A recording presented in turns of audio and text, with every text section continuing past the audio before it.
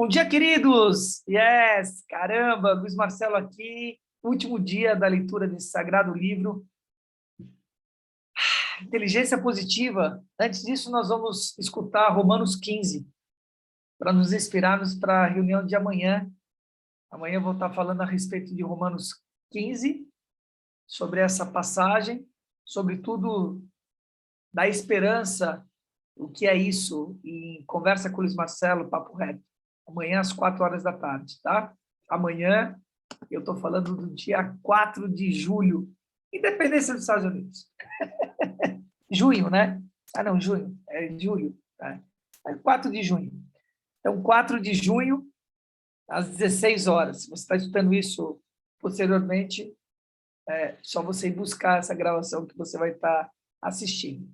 Luísa Solange pode colocar aqui no card, né? Depois desse ponto aqui, a gravação da conversa com o Luiz Marcelo, Papo Reto, para você poder assistir, tá bom? Mas agora nós vamos escutar isso na voz do nosso querido Sidão, Cid Moreira, nosso chapa, e não pode gravar, você tem que estar ao vivo aqui, senão você dançou, né? Vá lá e escute também, tá bom? E já volta com o livro.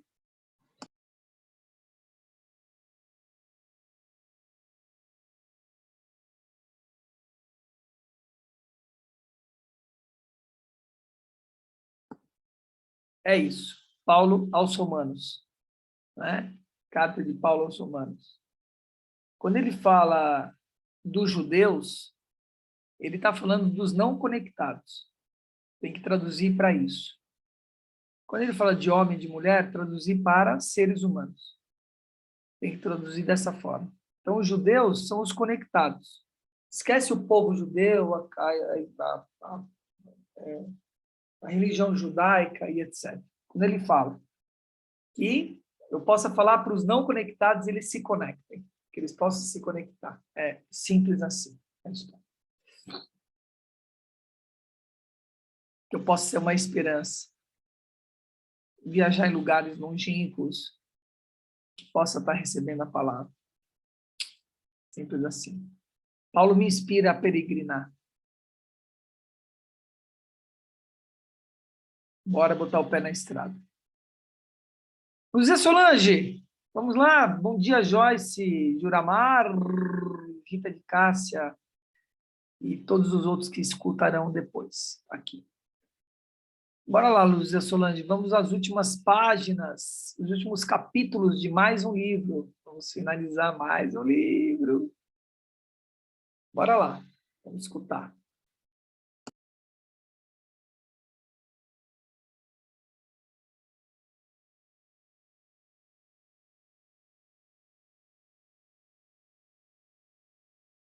Escutar e ler.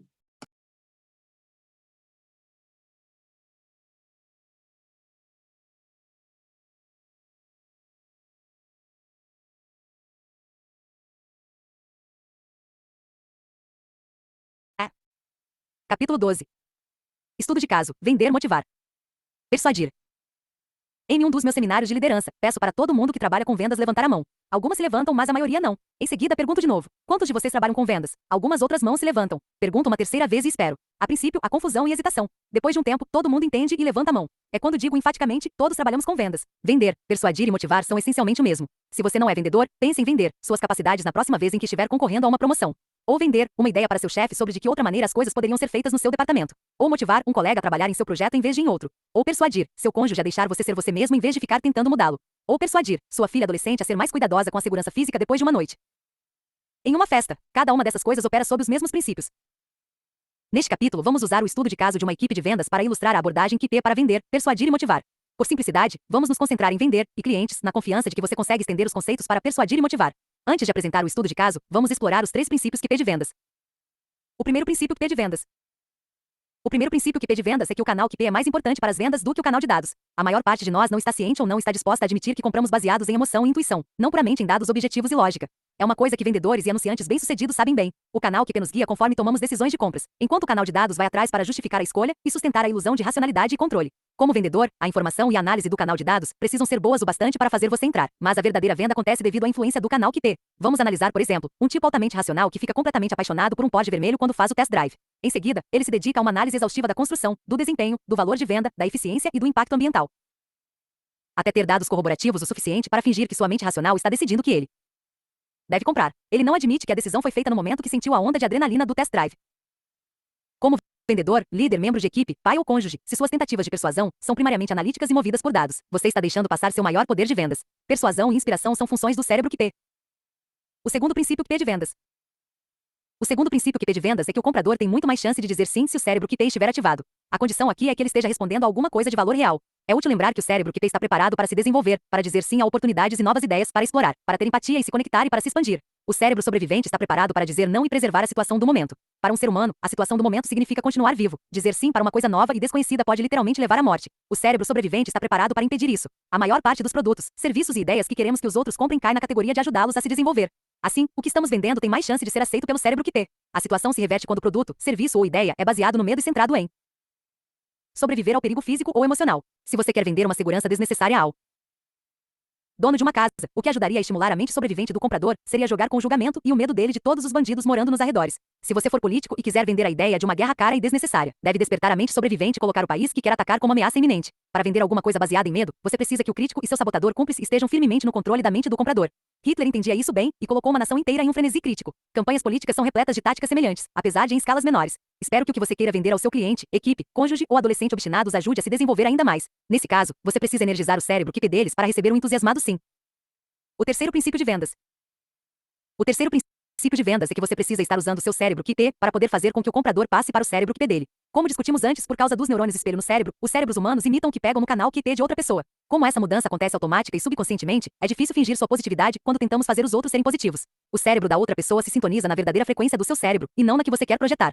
Se você estiver em verdadeiro modo do sábio, sentindo verdadeira aceitação e paz, curiosidade, criatividade, alegria e empatia, seu estado mental vai ajudar a mudar a mente do outro. Fingir ser essas coisas vai enviar dados positivos no canal de dados, mas informações negativas no canal QT, invisível.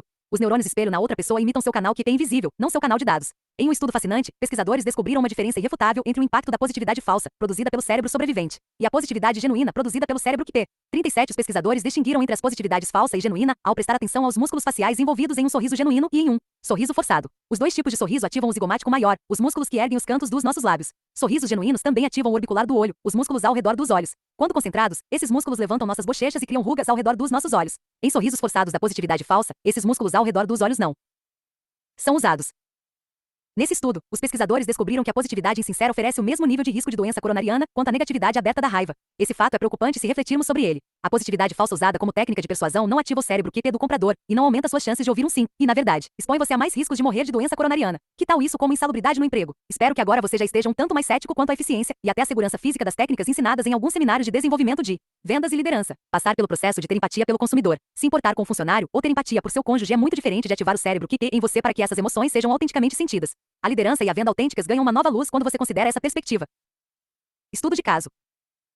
Jack, o vice-presidente de vendas de uma empresa privada de software, fez contato comigo logo depois de ser contratado para um novo emprego. Como antigo chefe de vendas em uma empresa líder de softwares, Jack foi contratado para produzir alguns anos de crescimento agressivo de receita para que a empresa pudesse abrir o capital com alto valor de mercado. Havia uma verdadeira sensação de urgência nessa missão. A empresa tinha identificado uma diminuição das vendas nos 2 últimos trimestres por causa de novos concorrentes. Estavam com medo de perder uma janela crítica de oportunidade para abrir o capital, se as vendas não aumentassem significativamente. Jack sabia que sua equipe de vendas era altamente qualificada em métodos clássicos, mas tinha uma intuição de que a maior parte dos vendedores tinha bem mais potencial do que sabia utilizar. Ele estava intrigado por causa de um discurso que tinha ouvido que sugeria que as habilidades, o conhecimento e a experiência constituem potencial, e que o QP determina que porcentagem desse potencial é alcançado. Ele queria saber se o QP podia ajudar. Considerando o orçamento da equipe de vendas, os prazos agressivos e a diversidade geográfica, concordamos em seminários semanais via internet durante um período de 3 meses. Com toda a equipe de vendas de quase 100 pessoas. Antes de o programa começar, todo mundo fez uma avaliação individual de QP. As pontuações deram a média de 59, bem abaixo do limite crítico de 75. O fato de que uma grande maioria deles estava presa no vórtice negativo apontava para oportunidades significativas de melhoria.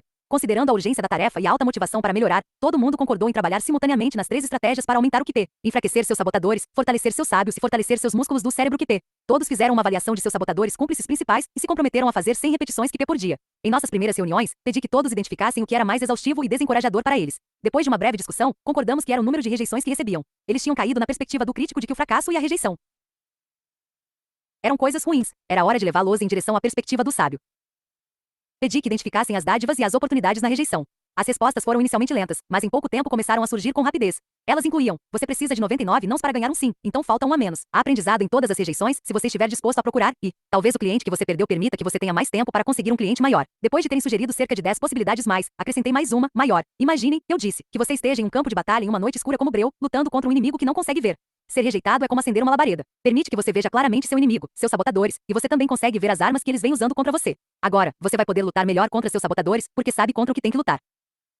Expliquei que a rejeição afeta o núcleo da motivação de sobrevivência. Como espécie tribal, a sobrevivência física dos primeiros humanos dependia de serem aceitos pela tribo. Uma rejeição direta podia literalmente causar a morte por perder o abrigo e a proteção da tribo. A rejeição dói nos níveis mais primitivos do cérebro sobrevivente. Ela energiza seu crítico e o sabotador cúmplice até a essência e expõe os padrões deles, de modo que você veja claramente. Isso permite que você repare neles e os rotule, que é a melhor estratégia para enfraquecê-los. Para expor ainda mais seus sabotadores, todo mundo refletiu sobre seu modo de lidar com a rejeição.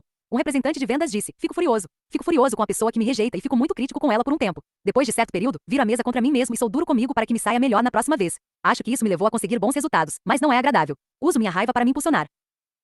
Concordamos que era um padrão familiar do crítico. A voz do crítico estava dizendo que não. Ser que você fosse duro consigo mesmo com as falhas, não se tornaria bem-sucedido. Outra representante observou que a reação dela à rejeição era se distrair com atividades divertidas e agradáveis para aliviar a dor da rejeição, um comportamento clássico do inquieto. Outro disse que seu padrão era refinar obsessivamente sua preparação para se certificar de poder evitar uma futura rejeição, o tempo todo sabendo que estava exagerando. Concordamos que parecia padrão do insistente. Outro descreveu o padrão de procrastinação para fazer a ligação seguinte, torcendo para evitar a próxima rejeição. Pareceu padrão do esquivo. A tarefa para o grupo nas 2 semanas seguintes foi transformar todas as rejeições e os fracassos em oportunidade para testemunhar e rotular seus próprios sabotadores. Quando possível, eles deviam usar cada visão de sabotador como sinal para fazer algumas repetições que Uma pausa aí. tempo de recuperação.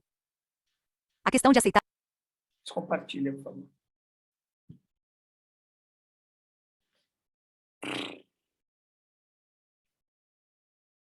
Muito a dizer aqui. Muito a dizer. Mas a primeira coisa que eu quero trazer é: se você quer entender isso aqui, vá se filiar a um multinível. Seja Junese, Herbalife, Rinodê, não importa qual. Você precisa, do verbo precisar, passar por um multinível e entender o que é vendas. E ele começa dizendo algo muito importante e substancial. Nós estamos vendendo o tempo todo. Eu estou me vendendo aqui para vocês agora.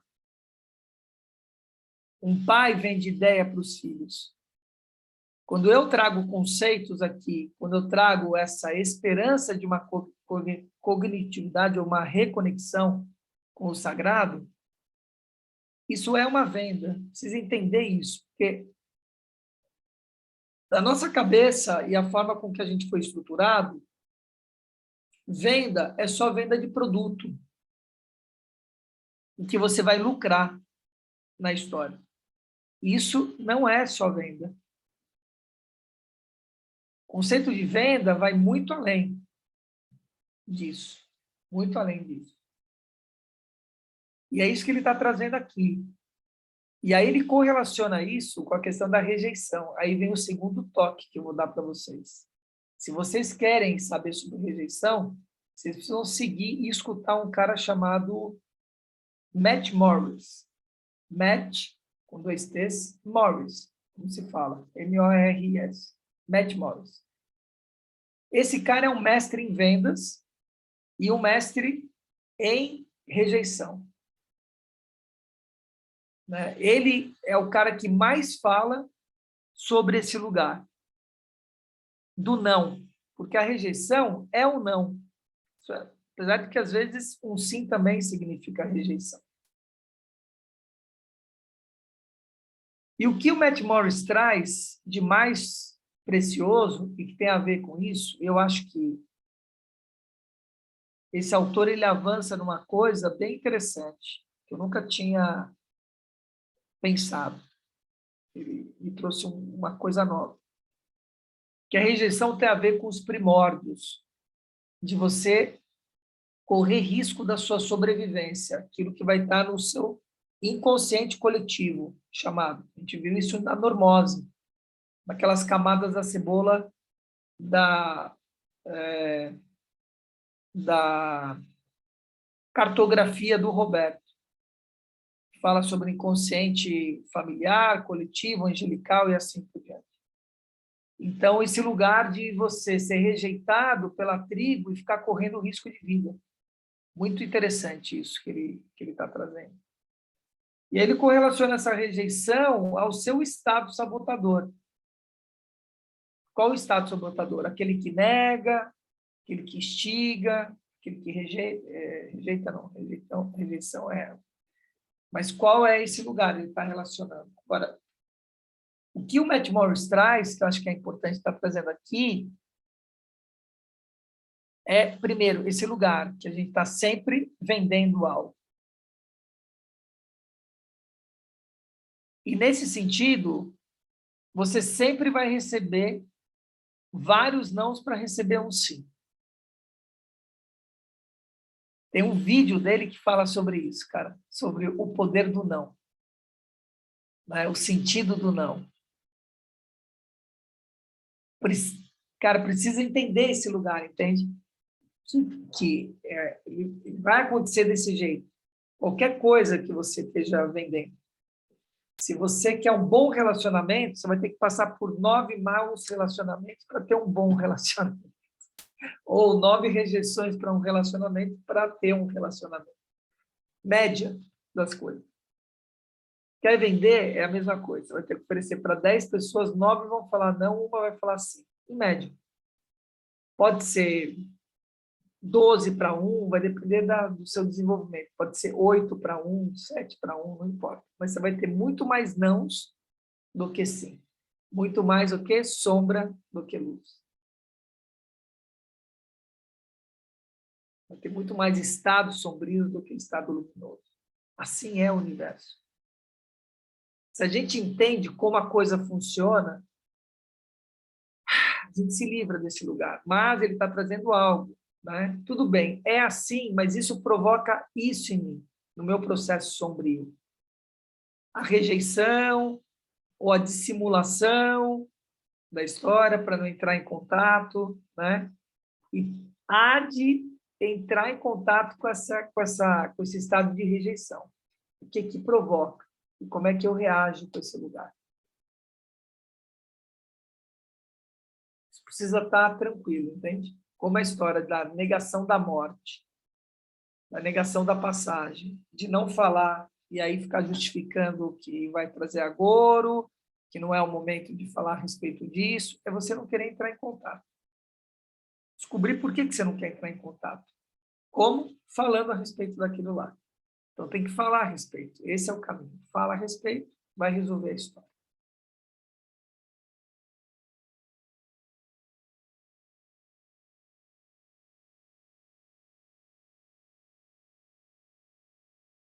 Isso, Lúcia Solange. Vamos continuar?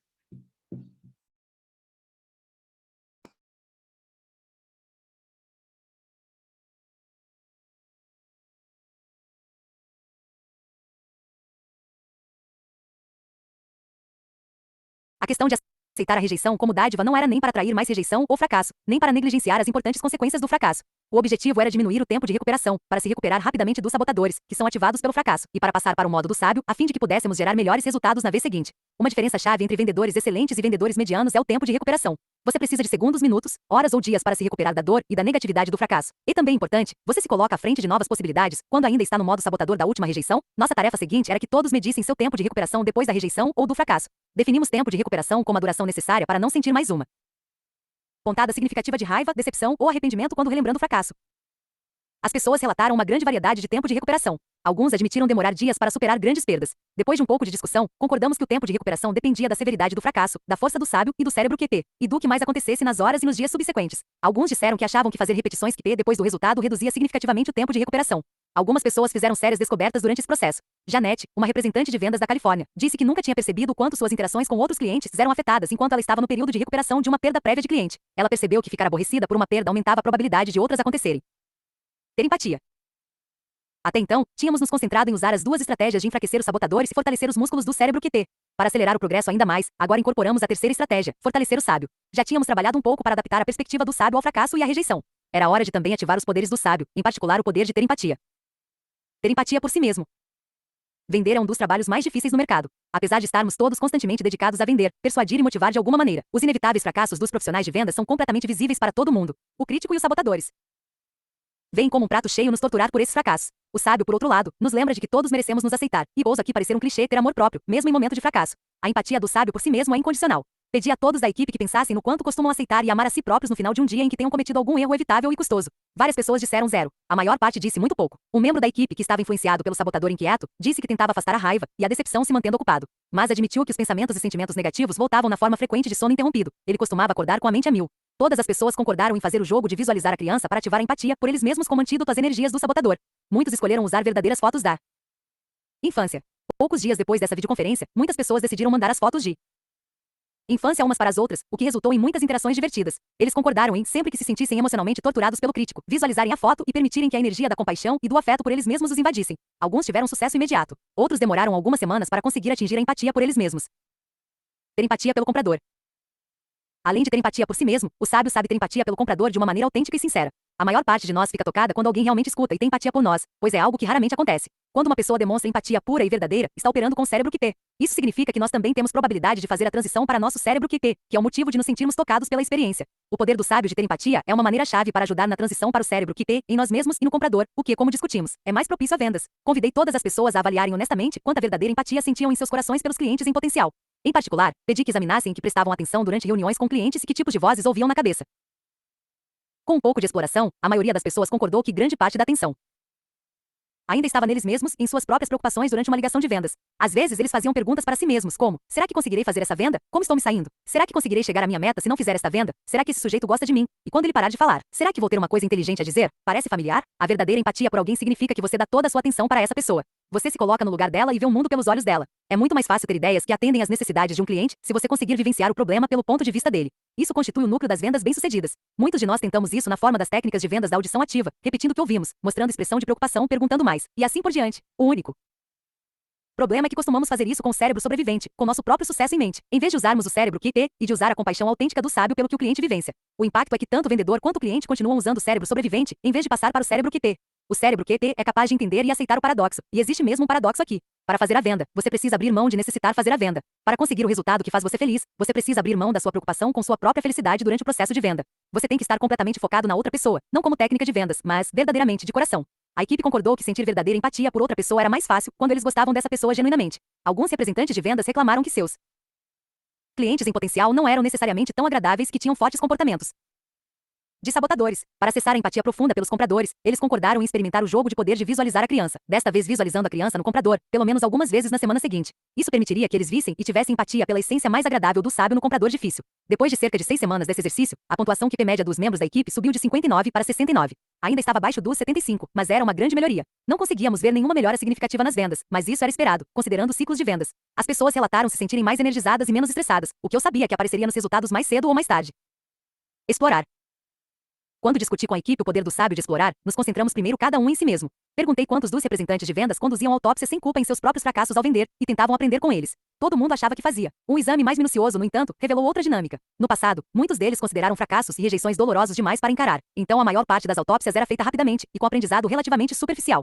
Discutimos o quanto mais detalhadas e instrutivas essas autópsias poderiam ser se fossem abordadas com o poder de explorar do sábio, repleto de curiosidade e fascinação, em vez de com a negatividade do crítico. Todos se comprometeram a fazer uma detalhada exploração do sábio do que tinha dado certo, e do que não tinha depois de cada evento importante. Eles concordaram em observar o jogo de culpa e vergonha do crítico durante esse processo e em rotulá-lo caso surgisse Depois de algumas rodadas de autópsia sem culpa nos fracassos recentes, os representantes de vendas descobriram que até então não tinham feito exploração profunda o suficiente com seus clientes. Eles citaram coisas como tirar conclusões apressadas, usar suposições feitas com base em outros clientes, ouvir seletivamente o cliente para provar a própria hipótese preexistente e acreditar na compreensão superficial do cliente sobre as necessidades dele, em vez de ir mais fundo, dentre outras coisas. Isso tudo, é claro, devido à interferência de sabotadores. Concordamos que o sinal da pura exploração era verdadeiramente não saber como seria o próximo passo. Discutimos o jogo de poder explorador do antropólogo fascinado. Se um antropólogo entra em uma cidade parcialmente para explorar e parcialmente para vender o que tem na mochila, não vai ser um explorador muito bom. O campo de visão dele vai se estreitar, se concentrando em quem pode ajudar na venda mais rápido. Mais uma vez, aqui estava o mesmo paradoxo. Para vender, você precisa abrir mão de necessitar vender e mergulhar completamente na fascinação da descoberta. Concluímos que, se os representantes de vendas não estivessem vivenciando a alegria e o espanto de um antropólogo fascinado conhecendo uma nova tribo, então não conseguiriam descobrir os hábitos e as necessidades mais profundas de clientes em potencial. A tarefa deles para a semana seguinte era fazer o jogo do antropólogo fascinado com alguns clientes e acessar a alegria e o prazer do sábio no modo explorador. Inovar. Depois de explorar completamente as necessidades e circunstâncias do cliente, o vendedor idealmente entraria em um verdadeiro modo de inovação do sábio. A verdadeira inovação é questão de romper os parâmetros que limitam o modo como pensamos em um problema e sua solução. Eu observei que fossem quais fossem os limites que prendiam o vendedor, eles provavelmente também prenderiam o comprador, limitando as possibilidades dos dois lados. Para evitar isso, o vendedor precisa entrar no puro modo de inovação e levar o comprador junto. O cérebro QP do vendedor, então, se sintoniza ao cérebro QP do comprador.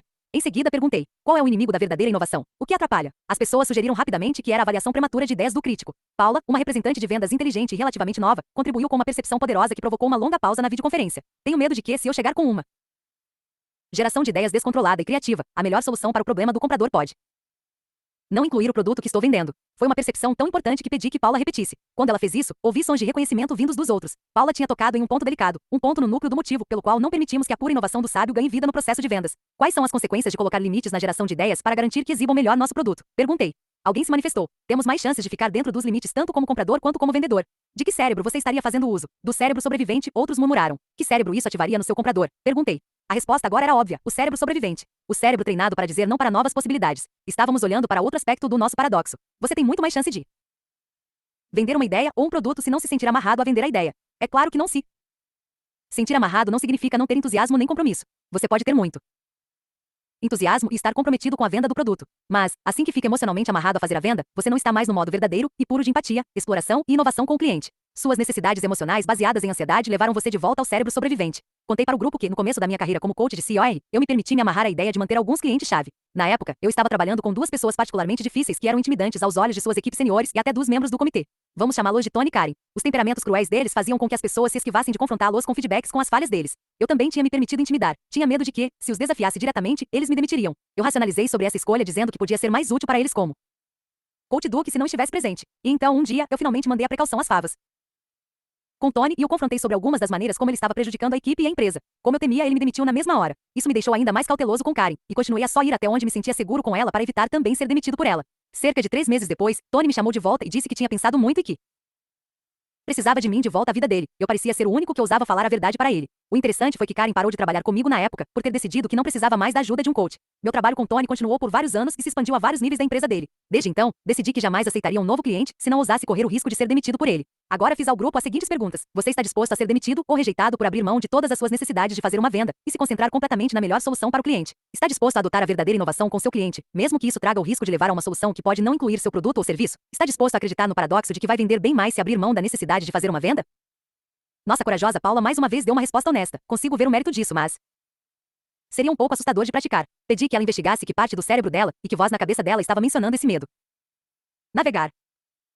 O poder do sábio de navegar é uma questão de alinhar as vendas com motivações mais profundas, valores, missões e propósito. Minha empresa treinou, supervisou e certificou milhares de coaches ao redor do mundo. Ensinamos a eles uma coisa que pode melhorar significativamente a eficiência de um coach quase da noite para o dia. Tem a ver com se certificar de que a visão do cliente pegou fogo antes de fazer qualquer outra coisa. Se você desse a um coach iniciante ou intermediário 1 hora para trabalhar com alguém, ele poderia dividir a hora em partes assim. Fig. 19 como um coach iniciante, intermediário usa 1 hora. Quando supervisionamos nossos coaches em treinamento durante o programa de certificação final, observamos o trabalho deles com um cliente. Os supervisores sempre observam o quanto o coach está trabalhando. Um sinal evidente de que alguma coisa está errada é o coach estar se esforçando demais. O trabalho deveria fluir e parecer quase não requerer esforço. Um coach dando duro demais costuma significar que a visão do cliente não pegou fogo. A conversa passou de visão a planejamento e obstáculos rápido demais, sem o combustível que a visão em chamas teria oferecido. Sem esse combustível, o coach precisa seguir empurrando pelos dois. Coaches experientes acabam chegando a um equilíbrio bem diferente, que é dividido mais ou menos como a figura a seguir. Fig. 20 como um coach experiente usa 1 hora. Perguntei ao grupo porque a segunda abordagem poderia funcionar melhor, dando a entender que a resposta tinha a ver com o cérebro QP. Tim, um dos melhores vendedores da empresa, respondeu imediatamente. A visão mora no cérebro QT. Se você fica tempo suficiente na conversa sobre visão, ativa o cérebro QT em você e no cliente. Esse cérebro é mais criativo para elaborar um plano e superar obstáculos. Outra pessoa acrescentou: se você começasse a planejar enquanto ainda estivesse operando com o cérebro sobrevivente, ficaria preso no mesmo lugar, porque os obstáculos pareceriam maiores e mais intimidantes. Eles resumiram as coisas com perfeição. A grande diferença, realmente, é que quando você e o comprador estão no modo do cérebro QT, vocês estão aliados ao sábio do cliente, em vez de lutando contra os sabotadores que só dizem não. Você precisa se esforçar muito como vendedor. Coach líder, cônjuge ou pai se não ajudou a visão do outro lado a pegar fogo antes de se concentrar em planos, táticas e obstáculos. Muitas pessoas cometem o erro de ler a visão pelo canal de dados, em vez de pelo canal QT. Um cliente ou possível cliente pode mencionar sua visão nos primeiros 3 minutos de conversa, mas ele usa palavras, dados e conceitos que vivem no canal de dados. Podem não viver no coração dele naquele momento, e certamente não no cérebro QT. É trabalho do coach, do vendedor ou do líder dar um sopro de vida à visão para que ela pegue fogo e seja sentida profundamente, em vez de permanecer em pensamento. Sugere ao grupo que o primeiro passo para conseguir isso é ativando o cérebro QP deles mesmos, o terceiro princípio QP de vendas. Dali, eles precisariam ajudar o cliente a sentir, tocar, cheirar e sentir o gosto da visão sendo manifestada usando o máximo de concretude e envolvendo o máximo de sentidos e emoções possível. Visões pegam fogo com mais rapidez e força quando você ajuda a outra pessoa a ligar os pontos entre a visão do projeto e os valores mais profundos dela. Os valores apontam o caminho para o lugar onde nossa reserva de combustível e fogo reside. Alinhe-se com esses valores e você vai alcançar a fonte mais profunda de fogo, paixão e energia. Uma técnica que funciona particularmente bem é fazer uma pessoa falar sobre a visão dela em formato de história, usando o verbo no presente, com a visão já tendo sido alcançada. 38 por exemplo. Agora estamos 2 anos à frente no futuro. Estamos celebrando o aniversário de 1 ano do lançamento do novo sistema com uma grande festa com a presença do CEO e de toda a equipe de gerenciamento sênior. A festa é em um belo salão de banquetes em um resort no Havaí, cercado de árvores verdes. Vou com minha esposa e meus 2 filhos porque vou ser premiado, e quero que eles participem desse momento especial comigo. Assistimos a um vídeo de testemunhos de gerentes de loja falando sobre como o novo sistema mudou a vida deles. Uma mulher no vídeo chora ao falar sobre como a economia de tempo e a automação tornaram possível que ela fosse às apresentações de balé da filha, coisa que não podia fazer antes. Meu trabalho ficou mais satisfatório porque muitos outros departamentos da empresa me chamam para aprenderem a implementar uma coisa similar, e adoro ajudar. E assim por diante. Seu cliente em potencial pode não criar uma história de tanta visão, mas você ainda iria querer envolvê-lo no tipo de diálogo que constrói os elementos de uma história. Assim na mente dela, e ainda mais importante no coração. Indagações que ajudam os clientes a formarem narrativas assim incluem: vamos imaginar que essa visão já foi manifestada satisfatoriamente. O que seria diferente? O que mudaria em sua própria vida ou na vida de outra pessoa? Como você se sentiria consigo mesmo com seu papel, com sua contribuição ou com sua vida? O que seria diferente em um dia típico? Como essa visão provocaria impacto no tempo que você passa com sua filha? Como isso se aliaria ao tipo de legado que você quer deixar depois nesse papel? No final da sua vida, ao olhar para trás, o que ainda se destacaria como significativo? Esses são os tipos de pergunta que ajudam uma visão a pegar fogo. Você precisa encontrar suas próprias perguntas que se encaixem na sua situação em particular. Você vai saber quando a visão pegou fogo, vai aparecer no canal QP. Quando um cliente tem o gosto da possibilidade da visão, a linguagem corporal muda. Ele vai se inclinar mais para a frente, vai ter um brilho nos olhos, uma melhoria de humor e energia. Se você perguntasse nesse ponto quais eram os obstáculos, ele os listaria sem qualquer sensação de ansiedade nem peso, com a atitude do cérebro QP de que tudo é possível e de que até os obstáculos podem ser transformados em oportunidade. Ligando os pontos a valores e significado.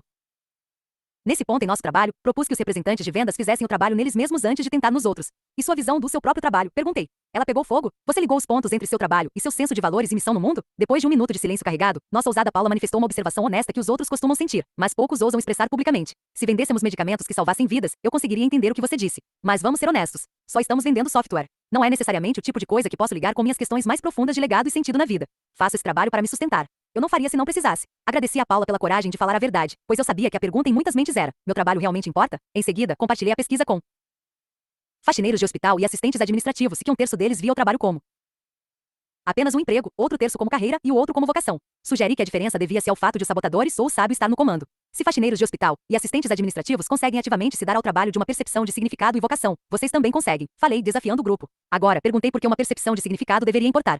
Eles não tiveram dificuldade para responder. Eu me divertiria mais no trabalho e me sentiria menos estressado. Eu teria mais probabilidade de usar meu cérebro QP, de usar os princípios QP de vendas corretamente e seria mais bem-sucedido. Meu entusiasmo maior seria contagioso para meus clientes em potencial e me traria melhores resultados. Eles realmente estavam entendendo. Pedi que pensassem nos elementos do trabalho deles que poderiam estar carregados de significado e alinhados com o sentido maior de propósito na vida. Como ferramenta, sugere o jogo de olhar para o futuro, o jogo de poder que nos ajuda na navegação. No final da sua vida, a olhar para trás, como você deseja ter jogado esse jogo de vendas? O que se destacaria como significativo? Depois de alguns minutos de contemplação, algumas pessoas compartilharam suas descobertas. Bob, um representante de vendas de meia-idade do Arizona, deu uma resposta particularmente comovente. Por causa do meu passado, tenho uma enorme paixão por ajudar crianças desfavorecidas. Eu queria saber como vender software empresarial poderia se ligar a isso. Cheguei a algumas conclusões. Primeiro, vou me comprometer a contribuir com uma porcentagem da minha comissão sobre certo valor para uma organização que trabalha com crianças menos favorecidas. Assim, quando eu estiver tentando fazer uma venda, pode ser em parte para essas crianças. Eu também estava pensando em trazer algumas dessas crianças para me acompanharem em partes do meu trabalho na esperança de inspirá-los para que procurem bons empregos. A terceira coisa é que alguns dos clientes em potencial com quem estou conversando provavelmente vêm de passados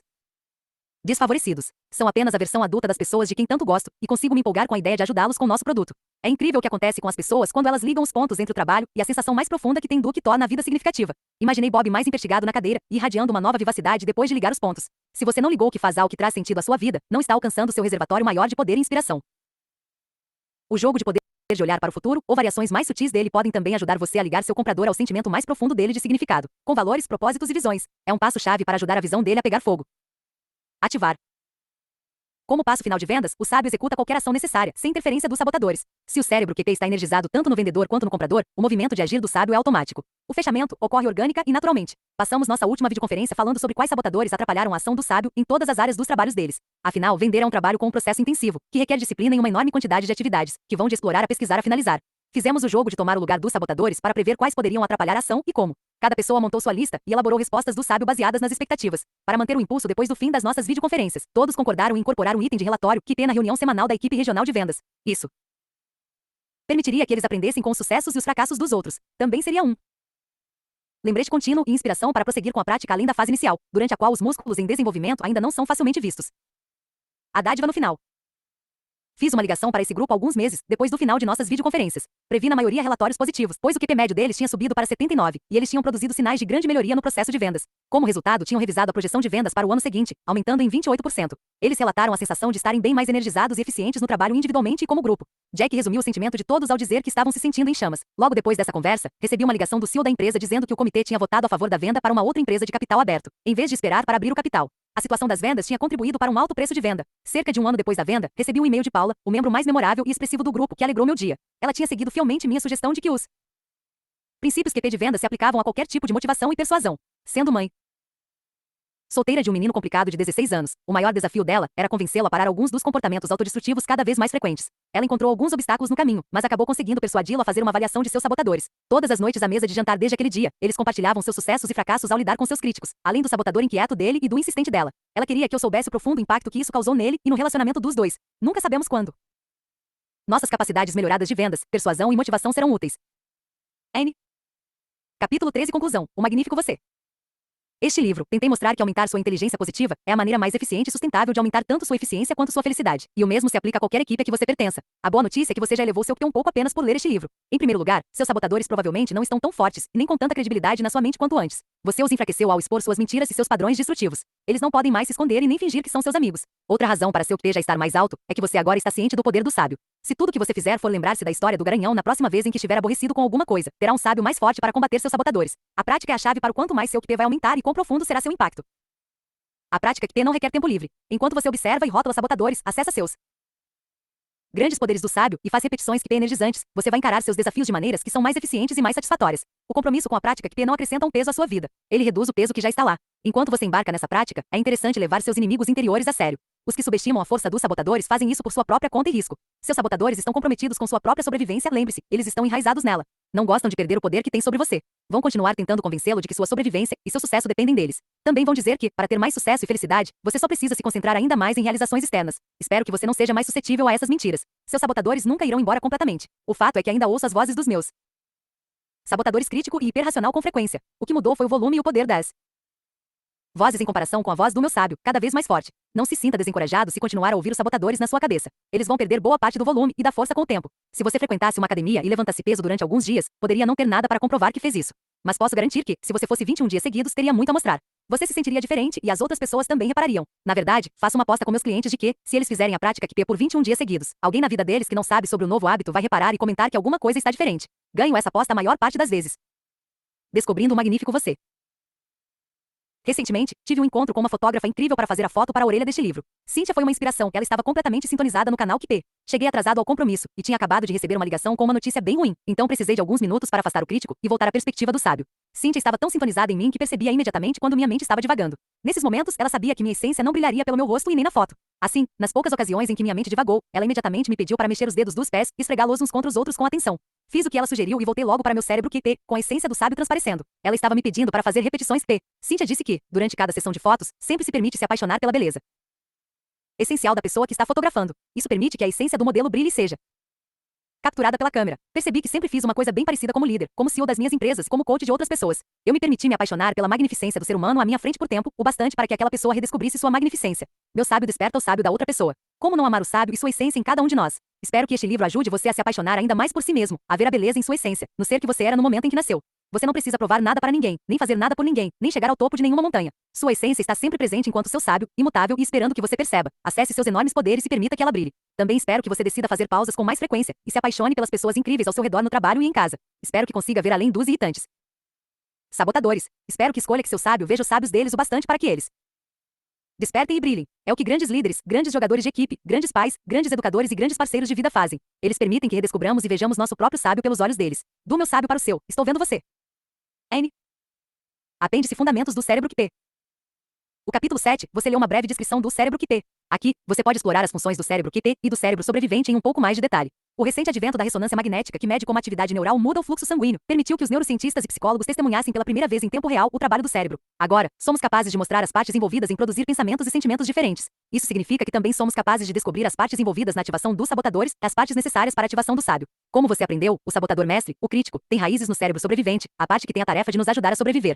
O tronco cerebral, a parte mais primitiva do cérebro, está envolvido na motivação básica da sobrevivência física e emite a reação ao perigo de lutar ou correr. Acima dessa parte primitiva do cérebro está o sistema límbico, que inclui a amígdala cerebelosa, a moderadora das nossas reações emocionais, incluindo o medo. O hipotálamo e a glândula pituitária secretam hormônios em reação à amígdala, incluindo o cortisol, hormônio do estresse. O cortisol circula pelo nosso corpo, concentrando na sobrevivência. Durante esse foco na sobrevivência, o lado esquerdo do cérebro, com sua concentração em dados concretos e em detalhes, é o participante principal. Como vimos quando o crítico ganha vida, ele ativa os sabotadores cúmplices. Assim, o cérebro sobrevivente alimenta os sabotadores, e esses sabotadores, por sua vez, alimentam o cérebro sobrevivente. A aflição e o estresse que a maior parte de nós sente é resultado de uma versão perpétua de baixo grau desse círculo vicioso. Precisamos que o cérebro QP interrompa esse círculo. O cérebro QP se concentra em desenvolvimento, e não em sobrevivência. Ele gera a perspectiva e os poderes do sábio. Consiste de 3 componentes. 1. O córtex pré-frontal medial. CPFM. 2. O circuito da empatia. E 3. O lado direito do cérebro. 1. O CPFM. O CPFM executa algumas funções-chave que são críticas para o QP alto, incluindo as seguintes. Item observa a si mesmo. Isso permite que nos elevemos acima do conflito e testemunhemos nossa mente e o processo de pensamento. Item pausa antes de agir. Isso oferece uma zona intermediária de contemplação que leva à diferença entre agir e reagir. Item acalma o medo. Isso libera GABA, ácido gama-aminobutírico, para facilitar a experiência de medo produzida pelo cérebro sobrevivente. Item tem empatia consigo mesmo e com os outros. É uma parte essencial do circuito da empatia, que permite que tenhamos empatia por nós mesmos e pelos outros. Item permanece centrado. Isso nos remete a um senso de tranquilidade e a uma sensação de estar centrado no meio de uma grande dificuldade. Também nos acalma ao literalmente coordenar os controles do sistema nervoso de funções corporais, como batimentos cardíacos, respiração e digestão. Item acessa a sabedoria do pressentimento. Ele acessa e processa informações de redes neurais que ficam fora do crânio e se espalham pelo corpo, incluindo o coração e os intestinos. 2. O circuito da empatia. Circuito da empatia é meu termo para algumas diferentes áreas do cérebro que se combinam para habilitar o poder-chave do sábio de ter empatia. O circuito da empatia inclui A. O sistema de neurônios espelho. B. O córtex da ínsula dos PFM. E C. O córtex cingulado anterior, AC. A sistema de neurônios espelho. A descoberta do sistema de neurônios espelho no cérebro foi uma das mais empolgantes da neurociência nos anos recentes.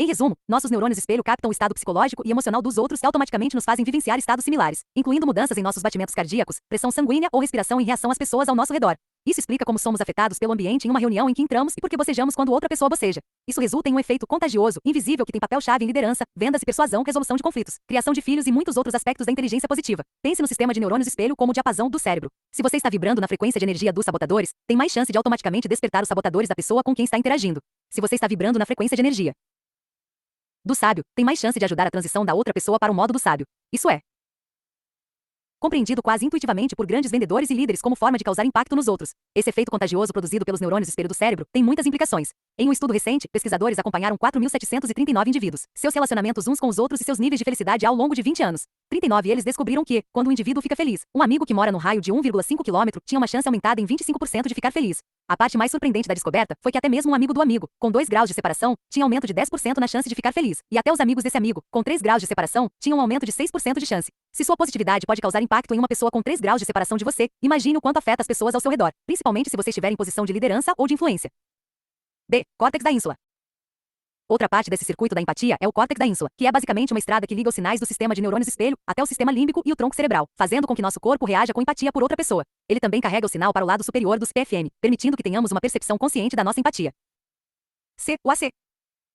O AEC fica entre a área do córtex do pensamento e a região límbica do sentimento e das sensações. Ele regula nosso foco de atenção. Juntos, o sistema de neurônios espelho, o córtex da ínsula e o ACC constituem nosso circuito da empatia. Como exemplo de seu funcionamento, em algum momento da minha infância, meu cérebro começou a desencorajar os sinais do circuito da empatia. Isso aconteceu porque os sinais que ele estava espelhando dos meus arredores não eram agradáveis. Por que captar e absorver ainda mais dor que havia ao meu redor se eu não precisava? E por que sintonizar em meus próprios sentimentos de dor? Que bem poderia derivar disso? O desafio é que o mesmo circuito que permite que fiquemos cientes, tenhamos empatia por nosso próprio corpo e emoções também funciona ao contrário e nos permite ter empatia pelos outros. Quando o caminho é interrompido em uma direção, fica também fechado na outra. Essa abordagem bifurcada de se desconectar tanto do lado direito do cérebro quanto do nosso circuito da empatia é extremamente comum como estratégia de sobrevivência. O custo é ficarmos anestesiados em relação a nós mesmos, aos outros e à riqueza das experiências da vida.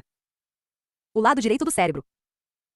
O que a maior parte das pessoas pensa quando olha fotos do cérebro é que ele é mais ou menos um órgão com dois lados diferentes. O que não percebem é que, na verdade, os hemisférios direito e esquerdo do cérebro são completamente separados um do outro e ligados por um pequeno corredor de fibras neurais chamado corpo caloso. Esses dois hemisférios estão programados de formas completamente diferentes e têm funções muito diferentes. Nós literalmente temos duas mentes. O lado direito é muito discutido e muito incompreendido. Ele lida com o todo, com imagens, com linguagem não verbal e com a detecção de coisas invisíveis como energia e humor.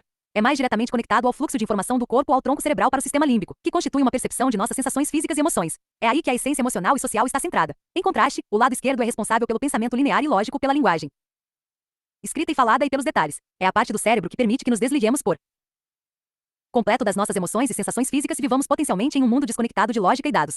O lado esquerdo é um lugar onde as coisas podem ser mais ordenadas e controláveis. É onde a mente racional governa, e onde pode se justificar e racionalizar os medos e as dores. O lado direito é claramente muito mais apropriado para as funções-chave do sábio, como ter empatia, explorar com a mente completamente aberta, inovar com uma perspectiva de possibilidades mais ampla e navegar com uma conexão mais profunda ao que realmente importa para nós na vida. As funções do lado esquerdo são claramente críticas para a sobrevivência no dia a dia, enquanto as funções do lado direito nos permitem prosperar com uma vida rica de relacionamentos e significado. Quando crianças, usamos um tanto mais o lado direito nos primeiros anos de vida do que o lado esquerdo, e também temos mais equilíbrio entre os dois. Infelizmente, nossa educação no mundo ocidental sistematicamente encoraja e fortalece o lado esquerdo, e ignora ou pune as funções do lado direito. Isso pouco a pouco resulta em assimetria e desequilíbrio entre os dois lados. Nosso sistema de educação é quase completamente baseado em fortalecer os músculos do lado esquerdo da linguagem e da lógica. Provas de colocação e êxito, tais como o vestibular, são predominantemente baseadas em aspectos fortes do lado esquerdo. Esse fenômeno é tão disseminado que digo para os participantes em meus seminários de liderança que eles vivem a vida quase que com meio cérebro. Poucas pessoas resistem a essa afirmação depois que examinamos as evidências de pesquisas. Apesar de ser verdade que as mulheres e pessoas de orientação mais criativa têm em média acesso um pouco melhor ao lado direito, elas ainda usam mais predominantemente o lado esquerdo.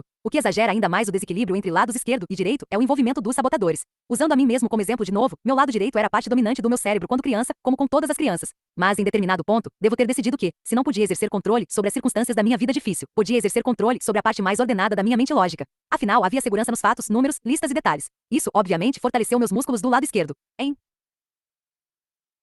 contraste, devo ter decidido começar a descontar e entorpecer meus sentimentos, pois eles não eram agradáveis. Isso provocou uma atrofia ainda maior do lado direito, que está mais envolvido com essa função de sentimentos. Portanto, eu estava usando a estratégia do sabotador hiperracional para garantir minha sobrevivência física e emocional. O resultado foi a crescente atrofia do meu lado direito e uma vivência quase que com meio cérebro, como a maioria das pessoas faz. Cachorros velhos e novos truques. Até agora, só falamos sobre a notícia ruim de que a maior parte de nós deixou que os músculos do cérebro QP se atrofiassem ao longo dos anos. A boa notícia é que, nesse campo de fortalecer os músculos do cérebro QP, cachorros velhos realmente aprendem novos truques e bem rapidamente. Para ver como, é útil pensar por um segundo sobre o que forma um músculo do cérebro. O cérebro é feito de cerca de 100 bilhões de neurônios. Em média, cada neurônio, se você conseguir acreditar, tem cerca de 5.000 sinapses que permitem que ele se conecte a muitos outros neurônios. O que significa que o sinal elétrico que viaja por um neurônio chega a uma bifurcação no caminho no final do neurônio com muitas direções possíveis para prosseguir. A direção na qual cada sinal viaja depende em parte de qual neurônio foi associado no passado com o primeiro neurônio. Os neurônios não estão ligados fisicamente uns aos outros. A conexão deles é por associação e estatística. Quanto maior a frequência com que dois neurônios trabalham juntos, mais eles ficam associados um ao outro. Em outras palavras, neurônios que trabalham juntos se tornam praticamente ligados um ao outro ao longo do tempo. É assim que o cérebro aprende, lembra e forma hábitos e suposições conscientes ou subconscientes. Há vários mecanismos que o cérebro usa para estabelecer esses novos caminhos e músculos, que juntos constituem o que é chamado de neuroplasticidade. Novas ligações sinápticas são criadas quando um novo comportamento diferente de um velho hábito é executado. A mielina, o revestimento protetor de gordura ao redor dos neurônios envolvidos, fica mais grossa, o que resulta em um aumento de 100 vezes na velocidade de transmissão de sinal por esses neurônios, significando que o tráfego tem mais chances de passar por esse novo caminho. Isso resulta no acúmulo de poeira no velho caminho e seu gradual desaparecimento, que é o que acontece quando você abandona um hábito. A atenção concentrada como as repetições QP que você aprendeu no capítulo 7 libera neurotransmissores que ajudam a fortalecer novas conexões sinápticas e a formar novos caminhos. A boa notícia sobre a neuroplasticidade é que pesquisadores descobriram recentemente que o cérebro continua a construir caminhos novos e a criar novas sinapses, até mesmo neurônios completamente novos em resposta a estímulos, mesmo em pessoas com mais de 90 anos. A recuperação incrível de vítimas de derrame, cujos cérebros rapidamente se religam para compensar funções perdidas devido a neurônios destruídos é um testemunho desse poder. Minha experiência comigo e com meus clientes é de que o cérebro é mesmo altamente responsivo às práticas de fortalecimento dos músculos P, QP e a mente subconsciente. Muitos dos sabotadores, incluindo o crítico, o controlador e o hiperracional, tendem a nos levar a acreditar que sabemos mais do que realmente sabemos. Eles precisam ser lembrados que muito do que está guardado em nosso cérebro e afeta nossas emoções e decisões na verdade não é sabido por nós conscientemente. Temos dois tipos de memória. A memória explícita é o que normalmente chamamos de memória, uma coisa que conseguimos apontar conscientemente e lembrar. No entanto, o cérebro também guarda lembranças implícitas, das quais não estamos cientes. O desafio é que as lembranças implícitas provocam impacto no modo como pensamos, interpretamos as coisas ou reagimos. Elas constituem uma parte importante da alimentação dos nossos sabotadores. O que faz a diferença entre uma experiência ficar registrada em nossa memória implícita ou explícita é se o hipocampo, o gerador de memórias explícitas do cérebro, estava envolvido na construção e no arquivamento dela. Em muitas situações, incluindo situações de estresse alto como um trauma, o hipocampo se desativa. Ele também está desativado no começo da nossa infância, e é por isso que algumas das experiências mais poderosas e importantes da nossa vida, que determinam como pensamos e reagimos, estão escondidas de nós. Pesquisadores agora demonstraram que nossas lembranças implícitas resultam em emoções, causam impacto em nossa capacidade de tomar decisões sem estarmos cientes. Racionalizamos o motivo de fazermos o que fazemos sem estarmos completamente cientes das lembranças, sentimentos e suposições que motivaram nossas ações a partir do arquivamento implícito. Todo sabotador tem uma série de justificativas para convencer você de que é realmente seu amigo, mas essas justificativas costumam ser alimentadas por crenças implícitas que nunca foram examinadas conscientemente. Por exemplo, seu crítico pode ter crenças como sem dor não há ganho ou gentileza demais estraga as pessoas, baseadas em experiências anteriores e associações que não são lembradas conscientemente e, portanto, não são examinadas nem confrontadas.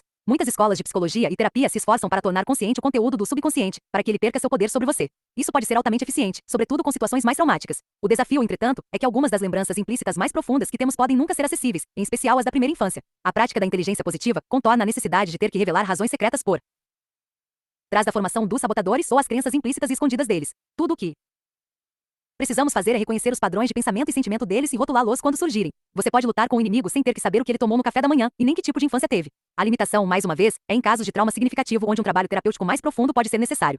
De maneira interessante, desenvolver os músculos QP vai automaticamente resultar em ganhar acesso mais profundo às dinâmicas subconscientes dos seus sabotadores, mesmo não se tentando fazer isso. Quando os músculos do cérebro QP são ativados, você automaticamente tem maior acesso às partes mais profundas e produtoras de percepção do seu cérebro, em comparação ao lado esquerdo, mais superficial, que é o que você ativaria se pensasse muito sobre o que está acontecendo. Você vai ter essas percepções sem realmente saber como surgiram. Você já deve ter tido experiências assim, na natureza ou se exercitando, tomando um banho ou apenas acordando.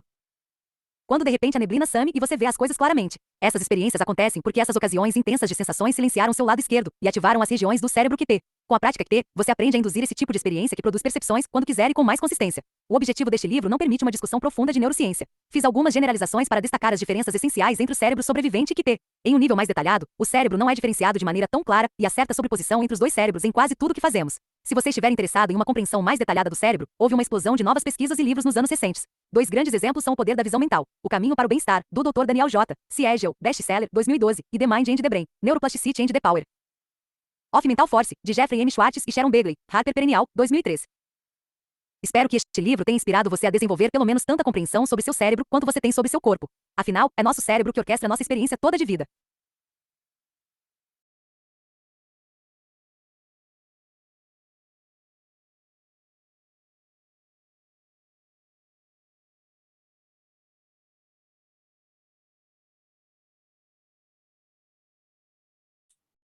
Luiz Marcelo.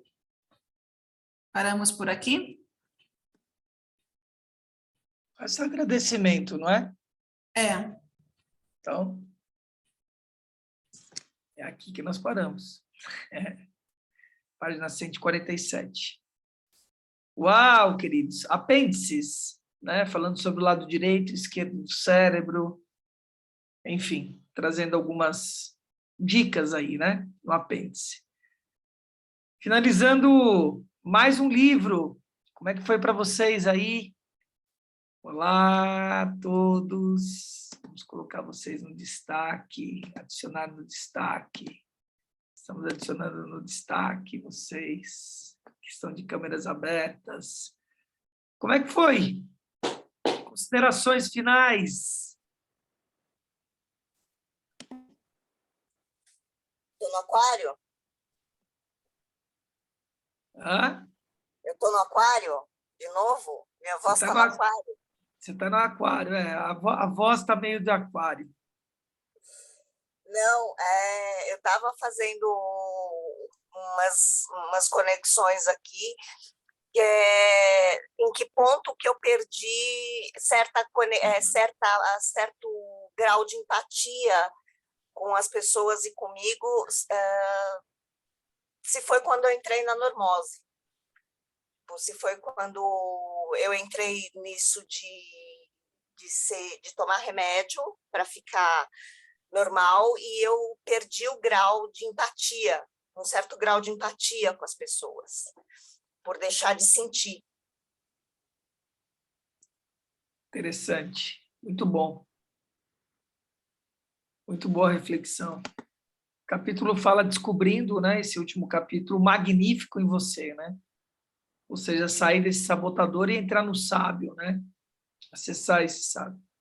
Porque, assim, eu sempre tive o sabotador crítico muito forte, mas eu ainda conseguia, houve épocas em que eu ainda conseguia manter esse crítico sob controle, né? Eu conseguia fazer as coisas sem que o crítico ficasse soprando demais. Mas houve um momento em que ele tomou conta, e que o racional tomou conta.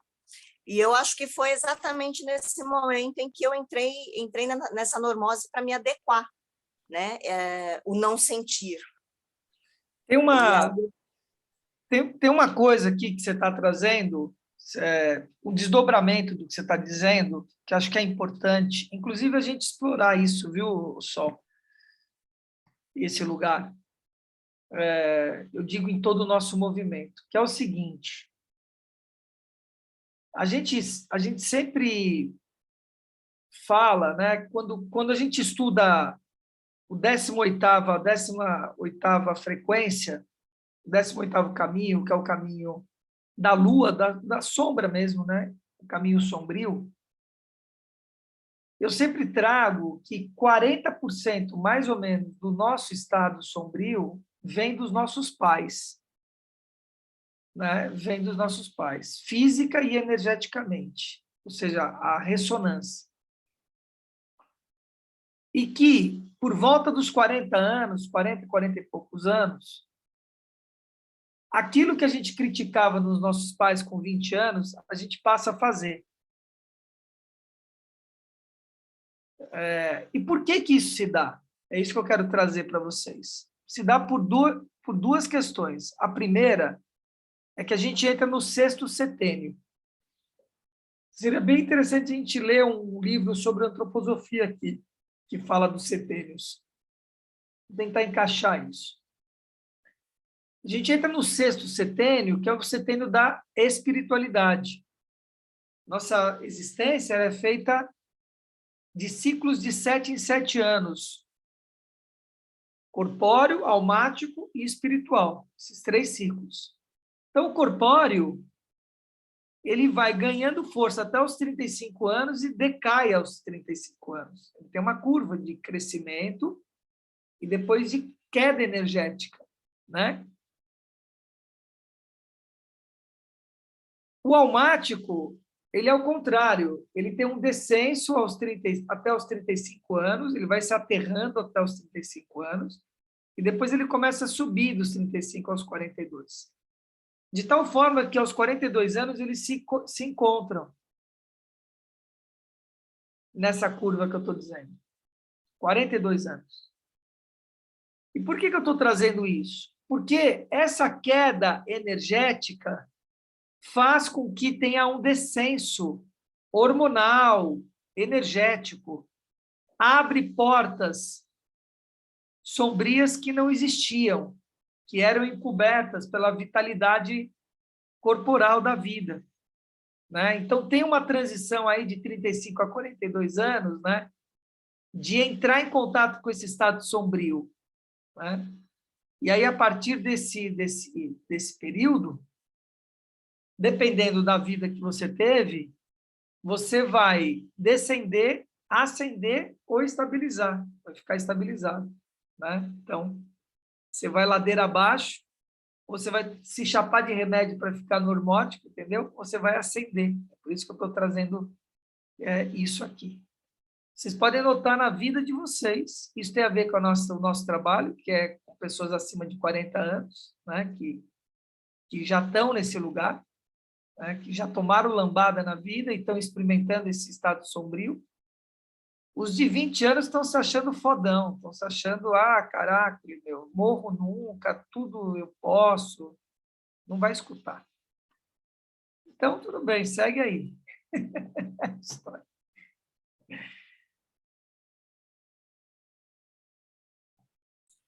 Achei interessante nessa parte de hoje, com o sabotador, né?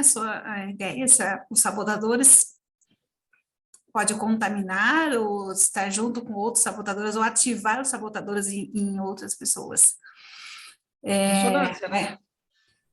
A energia, né, que contamina é a mesma coisa de uma cebola que está deteriorando no meio de uma cesta de cebolas, né, ou de uma maçã que está se deteriorando no meio de uma caixa de maçãs.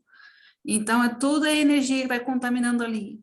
Hoje a gente vê aí também nos grupos, né, que você começa, às vezes, uma discussão se é algo negativo de uma pessoa sombria, de uma pessoa que está totalmente contaminada por seus sabotadores, contaminando outras pessoas também com seus sabotadores, ativando isso.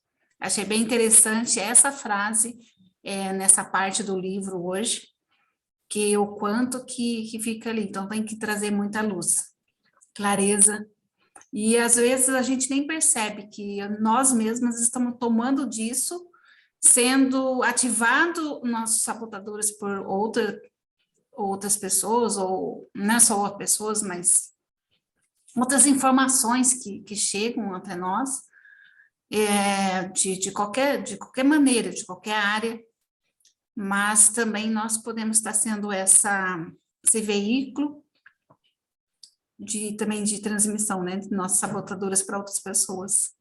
Achei interessante essa pensamento. Vamos avançar nisso que você está trazendo?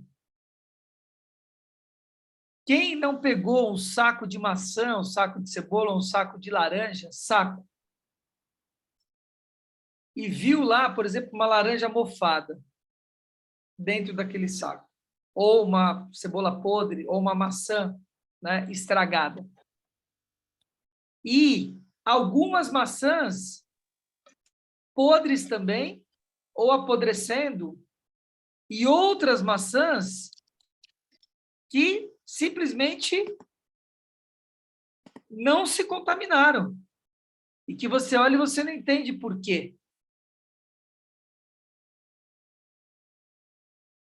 Então, o que quer dizer isso? Por isso estou querendo avançar, entende? Né? Por que essa maçã que estava ali, com aquelas maçãs podres, não se tornou podre? Mesmo ela estando ali. Então, é parte o que você está dizendo. Você está no grupo, você está com essas pessoas, né? Não significa... Não significa... Rita, abriu sua câmera e abriu o seu áudio, tá? O áudio eu fechei. A câmera deve estar no seu bolso, seu celular, eu acho. Porque está só um borrão aqui, Rita, de casa, para nós. Então,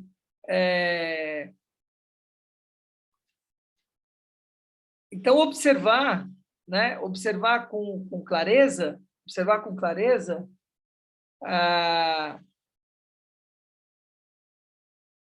quem está contaminando quem? Quem está contaminando quem?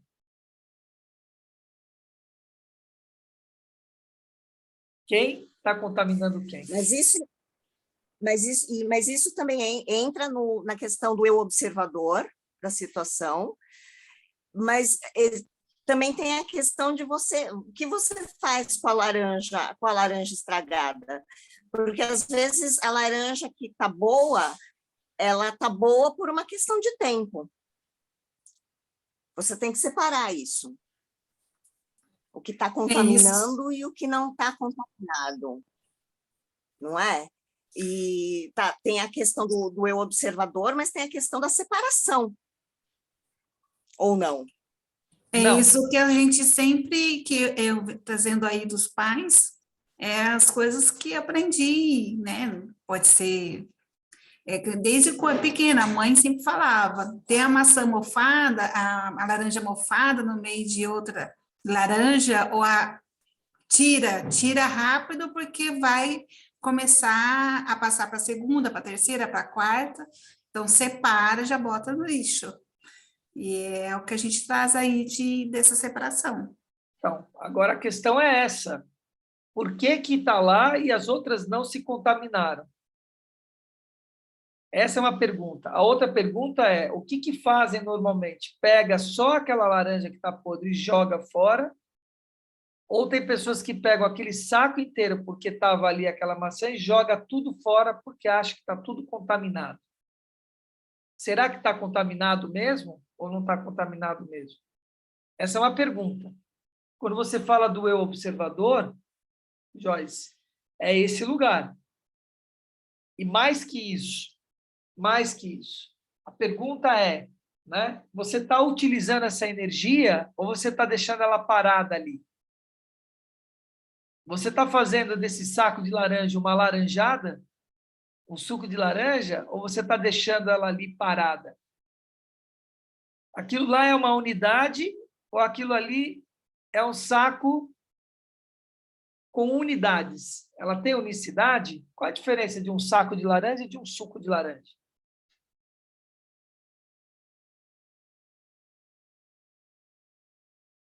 O que está separado e o que está junto. O que é um só. E aí sim, tirei aquilo que, ó, aquilo que não presta, peguei aquilo tudo e transformei em uma coisa só.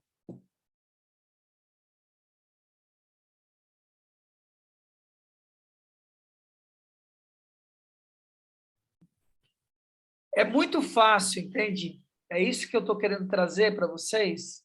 Pegar um saco inteiro e jogar tudo fora.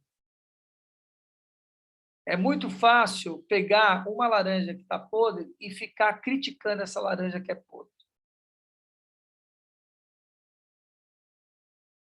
É muito fácil não olhar nada e se contaminar e virar podre também.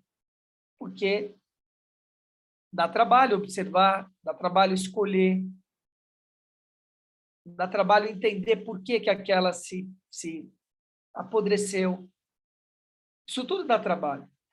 Eu sempre falo, para você entrar numa comunidade perigosa no Rio de Janeiro, você precisa saber andar nessa comunidade.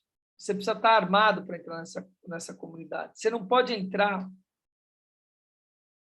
despreparado. Agora, tampouco você não pode negar essa comunidade. Você não pode negar essa comunidade.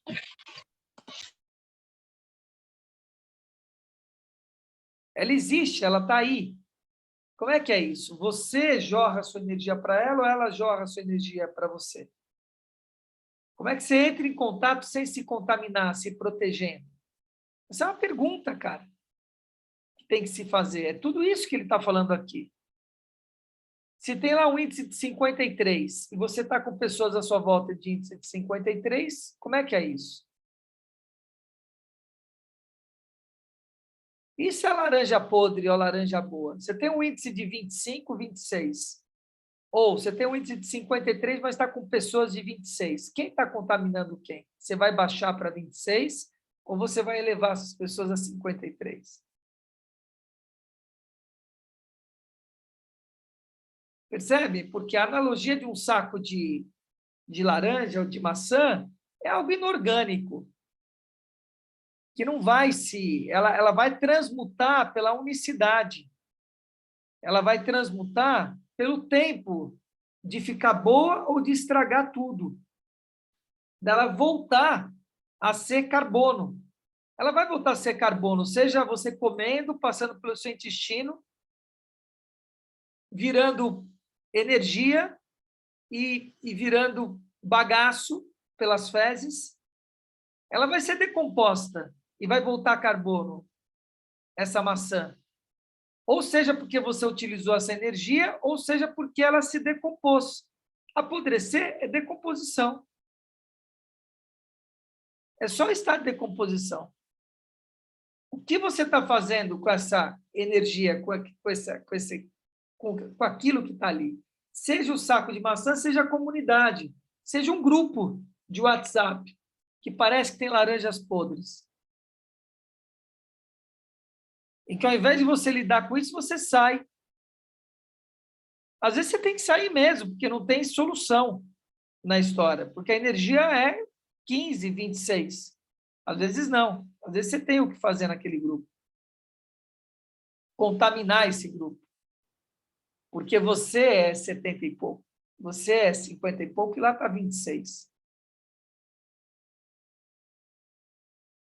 Tudo isso é observador. Tudo isso é olhar. O que eu escrevi hoje? Pedi para a Sol escrever. Existem o que? Sábios acima e tolos abaixo, de todos nós. De todos nós. Você pode fazer esse QP para os anjos. Você vai ser quanto? Se você pegar esse índice está com a base de quem? Com a base de um ser humano XYZ. Você pode elevar esse teste ao nível dos anjos. Qual que vai ser seu índice ao nível dos anjos? Percebe? Você pode rebaixar esse quadro ao nível de pessoas ignorantes. E você vai ser uma média 100. Cuidado. Sempre terá sábios acima e tolos abaixo. Essa é a grande questão. Sempre vai ter laranjas podres e laranjas suculentas. E você vai ser aquele caminho ali que está unindo esse lugar. Esse é o observador. Pegaram?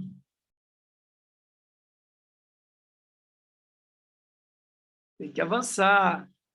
Tem que avançar. Vocês trazem preposições aqui que às vezes estão redondas, às vezes tem arestas, e eu preciso estar aparando essas arestas, entendeu? Juramar, você não dormiu à noite, né, Juramar?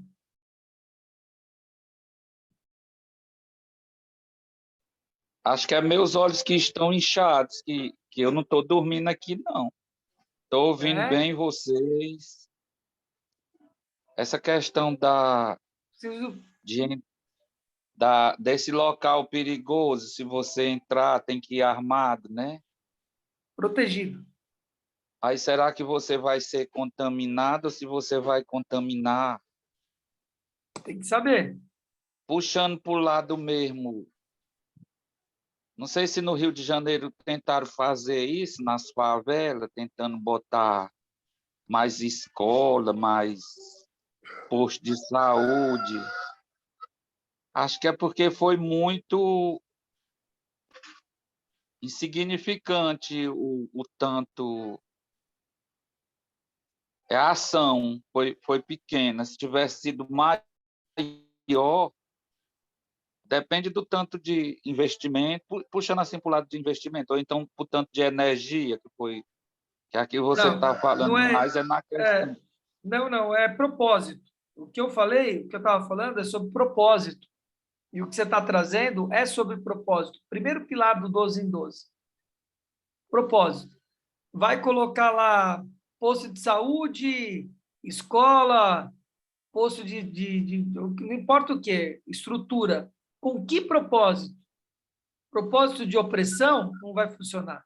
Tem um propósito conectado com a espiritualidade, filosófico, humanista, vai funcionar. Tem um propósito político, econômico, não vai funcionar. Não tem conexão. Precisa ter conexão, cara. Senão não funciona a história. Então, não é só porque colocar a estrutura lá que vai funcionar. Eu peguei, por exemplo, aqui em São Paulo, uma época onde foram implementados, que chama aqui em São Paulo CEL, Centro Unificado, Centro de Estudo Unificado, CEL. Né? Quem fez os primeiros CELs foi a Marta Suplicy, de um projeto que já vinha antes, etc., mas foi ela que implementou os primeiros CELs, né, em São Paulo. O que é isso, cara? É um lugar onde tem piscina, quadra poliesportiva, tem um teatro dentro do lugar, tem toda a estrutura dentro do lugar para a criança ter toda a educação dela. o teatro para 400 lugares, com piso, iluminação adequada. Eu vi essa estrutura sendo montada. E eu vi essa estrutura sendo deteriorada. Por quê? Porque não tinha continuidade, não tinha propósito, não tinha porquê. Foi um projeto político, de visibilidade política, para a comunidade achar que está fazendo alguma coisa para ela, mas não está, porque não adianta você botar uma estrutura e você não sustentar essa estrutura, você não dá base para essa estrutura. Seja o próprio governo que fez, a administração, seja a próxima. Então, falta propósito, falta primeiro pilar, entendeu? Para que e por quê? CEL. Para que e por que UPA? Para que e por que posto de saúde? Para que e por que posto policial? Para que e por quê, cara? E se isso não tiver um sentido, um propósito maior, você pode assinar embaixo, eu aposto o que você quiser, que não vai dar em nada. Vai ser trabalho feito ao vento.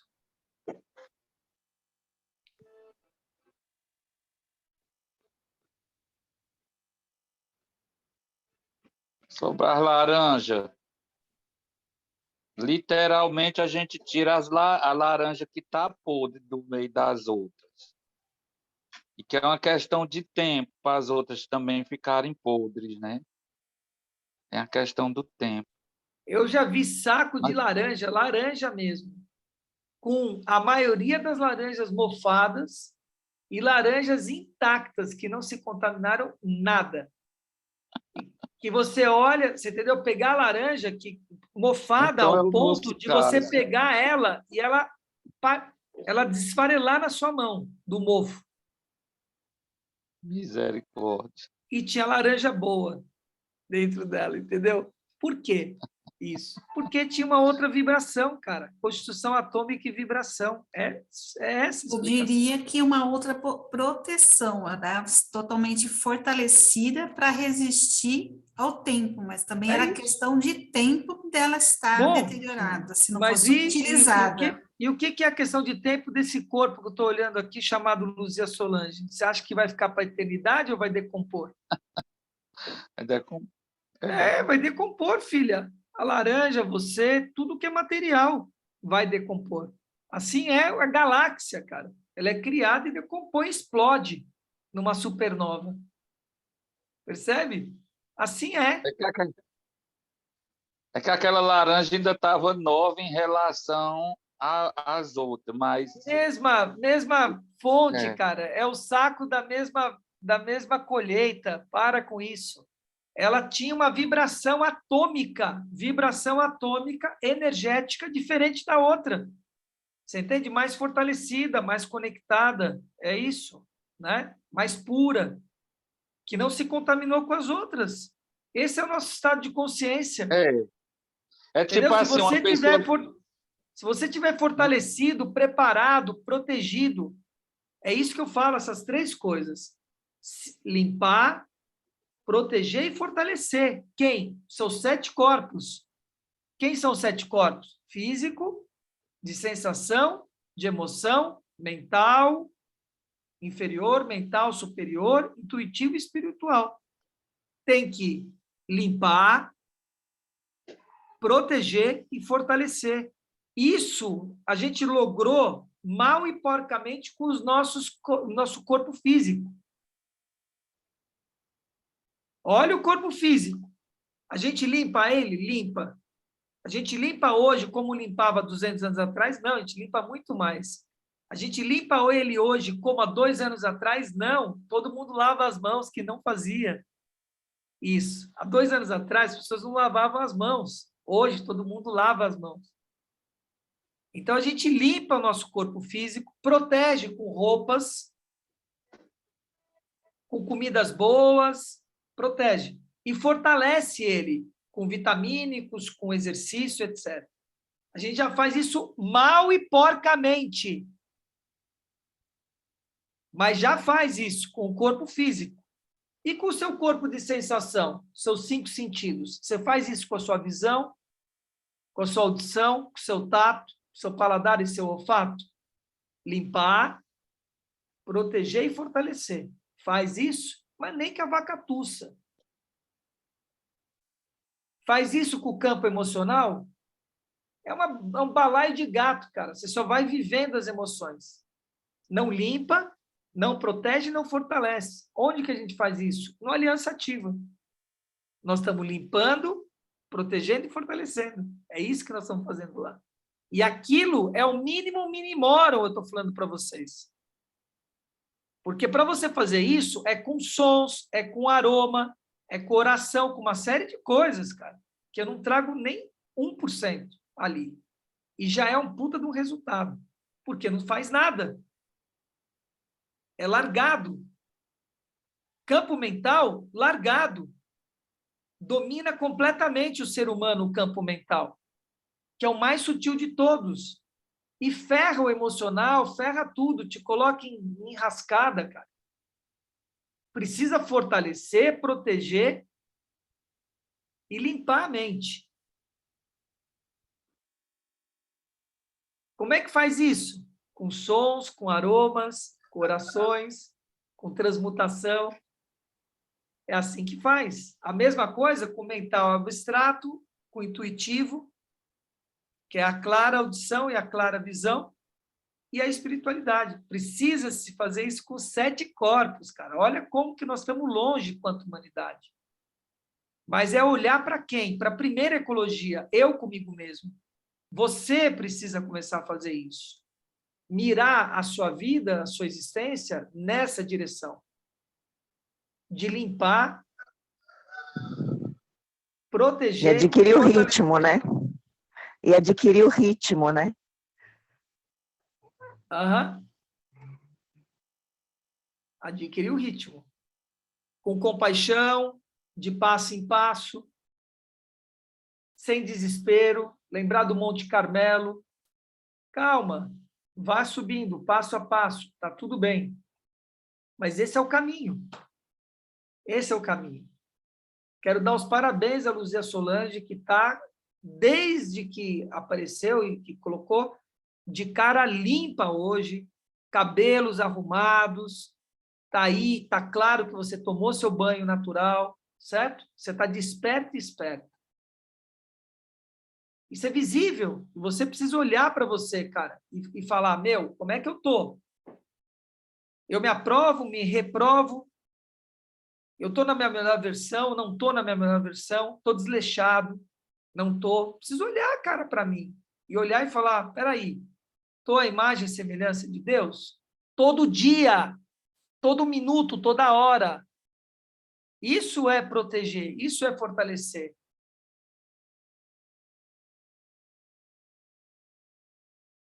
Você, nessa qualidade de corpo físico, que eu falo do primeiro templo, e o segundo templo, que é a sua casa, que é a sua representação. Como ela está? É uma profunda reflexão, cara. É fácil olhar, entendeu? O saco de laranja dos outros.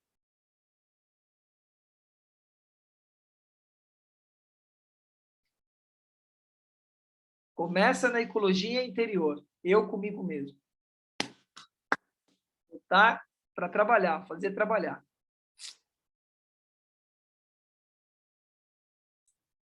E passo a passo, com calma. Está tudo tranquilo. Tudo tranquilo. Muito bom com a conversa. Vai de passo a passo, degrau a degrau, mas com ritmo, como disse a Joyce. Observando essa questão das sombras, como entrar na comunidade, o que fazer. Espera um pouquinho, fiz uma estrutura para mim mesmo, quando o Juramar fala. Como é que é a estrutura lá da comunidade? Como é que é a minha estrutura? Eu estou colocando estrutura e estou cuidando dessa estrutura? Você cuidar do meu patrimônio. Eu estou criando coisas na minha existência e estou cuidando dela para que não mofe.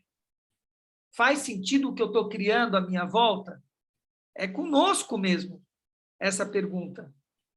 Aquilo que eu estou criando na minha vida faz sentido e eu estou cuidando, protegendo, fortalecendo para que possa prosperar na história? Como é que é esse lugar? É o que eu falei do reinado da Rainha Elizabeth. Como é que está o seu reinado?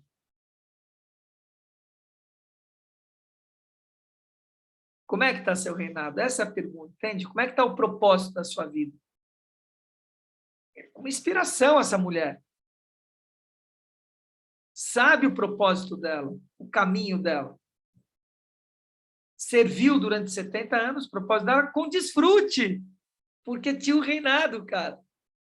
Pessoas cuidando dela para ela poder fazer isso. E ela cuidando dessas pessoas, para que pudesse fazer isso. Simples assim, cuidando de um povo que cuida dela.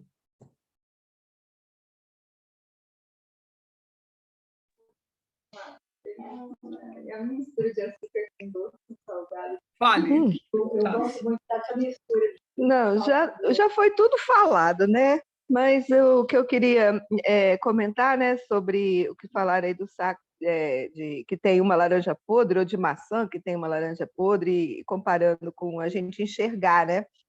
Às vezes a gente enxerga o defeito, né? Tem várias qualidades, mas a gente vai reforçando tanto o defeito que a relação, né, quer dizer, dentro da gente, né? Porque a pessoa vai seguir, né? Mas aí você só vai ver o defeito e vai aumentar, né? Vai apodrecer o resto, não vai ver mais as qualidades. Aí você perde a oportunidade de aprender as qualidades, né?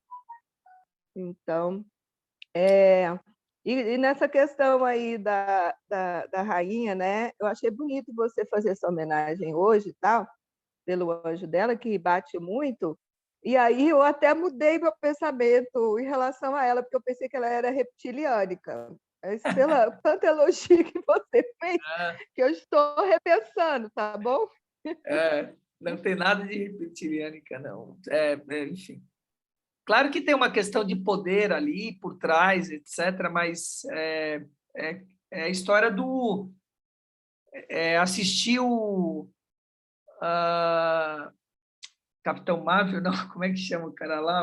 Ai, cara, fugiu agora completamente o... Ai, caramba, um personagem da Marvel. Doutor Estranho. Assisti Doutor Estranho, né? O 1, eu não sei o 2 agora, que foi lançado ou vai lançar, acho que foi lançado. Mas o 1, né? Em que ele encontra a mestra, já contei essa história. E aí eu encontro a mestra, um pouco depois, né? O cara que está do lado dela, que é o assistente dela, se depara que ela se nutre de energia sombria para poder estar sobrevivendo aqui no plano da Terra. E ele não compreende, não aceita aquilo, se revolta, né? E ali tem muito ensinamento, cara, entendeu? Tem muito ensinamento ali, né? Exatamente isso, como você lidar com a energia sombria. Como lidar com esse lugar. Então, isso tem a ver também com Marco Polo, que eu coloquei. O imperador e a imperatriz numa época extintiva. Como que eles lidam, como é que eles lidavam com aquilo ali. No mundo de pura carnificina. Como ela lidava com essa sabedoria e com a energia sombria. Então, claro que no reinado... Aqui, querida. Claro que no reinado, né,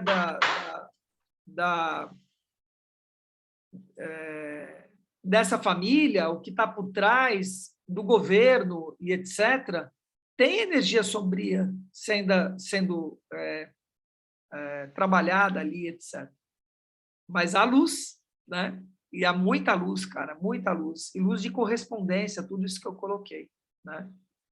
Agora, eu acho que mais importante, de novo, né, trazendo para a gente, é como é que nós estamos fazendo isso com o nosso reinado. Né? Eu trouxe esse propósito, eu estou reinando, eu restituí minha coroa. Como é que é esse lugar? Tem pessoas cuidando de mim, eu cuidando das pessoas, cara. Você entendeu? Essa representatividade do reinado na nossa existência. Cara. Isso que precisa ser colocado. Né? Como é que estou exercendo esse poder?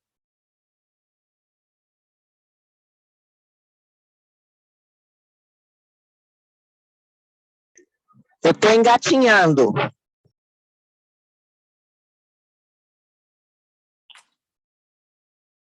Ok, um bebê engatinha também para poder sentar, depois levantar, sair andando e começar a ter autonomia. Então, passe por todas as fases e está tudo bem, está tudo certo. Não tem idade para isso, Que bom que está despertando a consciência de todos nós, tá? E que nós estamos juntos para que a gente se mantenha nessa consciência, tá bom, queridos? Bom, amados, um beijo na alma de vocês. Nos sigam na rede. Estamos aí agora no Twitter. Já tuitei hoje. E beijo, Joyce. Está indo trabalhar. E bora, Instagram, estamos aí nessa bagaceira toda. E amanhã temos papo reto às 4h, tá bom? Conversa com o Luiz Marcelo, no pé da orelha, tá bom? Um beijo na alma de vocês. Linda sexta-feira, que vocês sintam a bênção que já é esse dia. Vamos tirar uma foto aqui? Calma aí. Tirar uma fotinha aqui. Espera um pouquinho. Deixa eu preparar a câmera. Calma aí. 10, 9, 8, 7, 6, 5, 4, 3, 2... Rita de Cássia, o sorriso face. E... Foi. Um beijo para vocês. Valeu, Carlinhos.